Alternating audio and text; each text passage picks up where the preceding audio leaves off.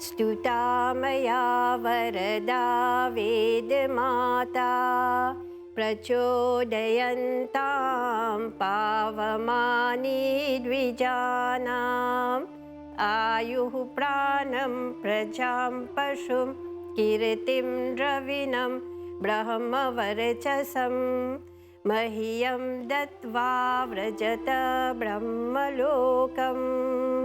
ओम शांति शांति शांति। देवियों, सज्जनों, प्यारे बच्चों, सादर सप्रेम नमस्ते। अमृतवाणी कार्यक्रम में हम आप सभी जनों का हार्दिक स्वागत करते हैं। दर्शकगण, वेद सब सत्य विद्याओं का पुस्तक है। वेदों में जो कुछ भी कहा गया है वह त्रैकालिक है।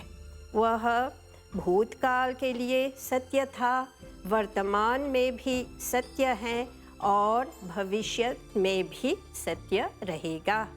वेद के उपदेशों ने प्राचीन काल में मनुष्यों का कल्याण किया और आज भी करता है तथा भविष्य में भी मनुष्यों का कल्याण का स्रोत रहेगा। वेदों में जो कुछ भी कहा गया है वह मनुष्य मात्र के लिए है। वेदों में मनुष्य को संबोधन किया गया है।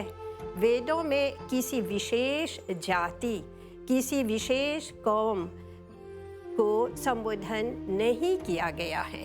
वेदों में सभी मनुष्यों को ईश्वर की संतान कहा गया है। हम अक्सर सुनते रहते हैं कि ईश्वर का इकलौता पुत्र कभी इस धरती पर आया था, लेकिन वेद कहता है सभी लोग ईश्वर के पुत्र पुत्रियां हैं, संतानें हैं। तभी तो ऋग्वेद कहता है सभी अमृत पुत्रों सुनो, कृण्वन्तु विश्वे अमृतस्य पुत्राः। ईश्वर का एक नाम अमृत है, क्योंकि ईश्वर अमर, अजर, अविनाशी, सनातन है और हम सब उनके पुत्र पुत्रियां हैं। वेद के इस संदेश से पता चलता है कि हम सब अपने हैं, कोई पराया नहीं है। हम सब एक ही परिवार के हैं। इसीलिए ऋषियों ने कहा है वसुदैव कुटुंबकम, the world is a family. और जब तक इस धरती पर वेदों का राज्य था, वेद धर्म, वेद संस्कृति के मानने वाले थे, तब तक इस धरती पर सुख, समृद्धि, शांति कायम थी। और जब से मानव वेद की शिक्षाओं से दूर हो गए, तब से अनेक प्रकार की समस्याएं, दुख, क्लेश, दुर्गुण आदि बढ़ता गया। मतांतर बढ़ते गए, मनुष्य समाज टुकड़े टुकड़े होते गए, आपस में लड़ने लगे। वैर, दुश्मनी, शत्रुता आदि इतने बढ़ गए कि आज के इस वैज्ञानिक युग में हम देख रहे हैं किस प्रकार से युद्ध, महायुद्ध हो रहा है।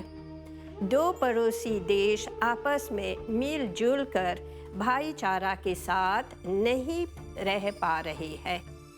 और सरप्राइजिंग बात यह है कि सभी लोग ईश्वर को मानते हैं, पूजा पाठ करते हैं, लेकिन मन में ईर्ष्या, द्वेष, भेदभाव पड़ा है। ऐसा क्यों? एक महत्वपूर्ण कारण यह है कि मजहबी शिक्षा के कारण लोग समझते हैं कि हम अन्यों के अपेक्षा श्रेष्ठ हैं, हम चोजन पीपल हैं और बाकी लोग गिरे हुए हैं। इस गलत मान्यता से हमारे इस सुंदर धरती को हमने नर्क बना दिया है। दर्शकगण, वेदों की जो मान्यताएं हैं, उन मान्यताओं को ही वैदिक संस्कृति कहते हैं और वैदिक संस्कृति संपूर्ण मनुष्य जाति की संस्कृति है। वेद की संस्कृति केवल भारत देश के लिए ही नहीं अपितु सारे विश्व के लिए है। वैदिक संस्कृति सार्वभौम संस्कृति है।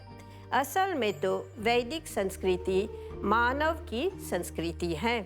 वैदिक संस्कृति मानव मात्र को उन्नति करना चाहती है, किसी एक देश के लोगों को नहीं। इतिहास से हमें पता चलता है कि जब भारतीयों ने वैदिक संस्कृति से मुख मोड़ लिए, दूर होते गए, तो महाभारत का युद्ध हुआ। और महाभारत के युद्ध के बाद जो समय आया वह अंधकार का समय था, द एज ऑफ डार्कनेस था। हर प्रकार की सामाजिक बुराइयां, मानसिक बुराइयां, आत्मिक गिरावट बनने लगा और सुख समृद्धि लुप्त हो गया। अनेक प्रकार की दैविक आपदाएं आने लगी। जीवन नरक हो गया। हजारों वर्षों तक लोग अंधकार में भटकते रहे, ठोकरें खाते रहे।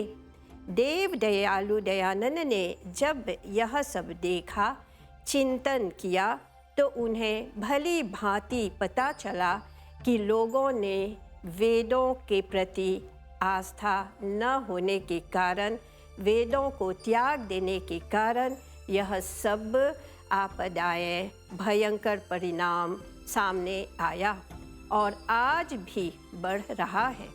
तभी उन्होंने कहा, वेदों की ओर लौटो, बैक टू द वेदास, क्योंकि वेद कल्याणी वाणी है। सबका कल्याण एक वेद विद्या से हो सकता है। देवियों सज्जनों, सत्यार्थ प्रकाश में स्वामी जी अपने मन की बात लिखते हुए कहते हैं कि मेरा प्रयत्न और अभिप्राय यह है कि मत मतांतर के परस्पर जो विरुद्ध झगड़े हैं उनको काट, सर्व सत्य का प्रचार कर, सबको एक मत में करा, द्वेष छुड़ा, परस्पर में दृढ़ प्रतियुक्त करा, वेद विद्या द्वारा सबसे सबको सुख लाभ पहुंचाना है। ऋषिवर की इन बातों को पढ़कर पता चलता है कि वे मनुष्य नहीं, देवता थे और देवता लोग दिव्य ज्ञान, वेद ज्ञान को सब सुख का आधार बतलाते हैं। सबकी भलाई के लिए, सबके कल्याण के लिए जिसने अपना सर्वस्व